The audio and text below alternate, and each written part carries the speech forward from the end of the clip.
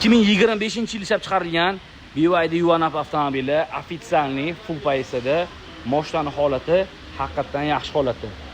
Xo'p, kraskalari top-toza, polniy bron-plonkalar qildirib qo'yishgan ekan. Tamirovka rashinlari 11 oyi qanchadir bor ekan. Pashti 1 yil bor ekan. 360 largacha bor.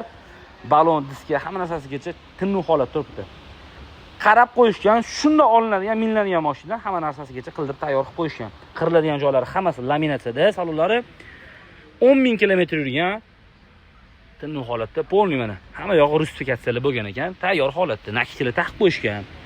Bemalol o'zingiz uchun hamma yo'qni ko'rib tekshirib proyektga qo'ysaveradi. Kraska toza, tomlarigacha bron-plonkalar bo'lgan, tamirovka rashinlarida hamma yo'q zo'r holatda. Oilaga haydab yurishga mashina ham nakleykalardan ham bilib olsangiz bo'ladi. Qirilgan, ezilgan bir ko'ngilga qiladigan joylari ham yo'q. Aytganimdek, polniy bron, tamirovka tayyor, olib mazza qilib haydashingiz uchun 19,950 ga beraveramiz.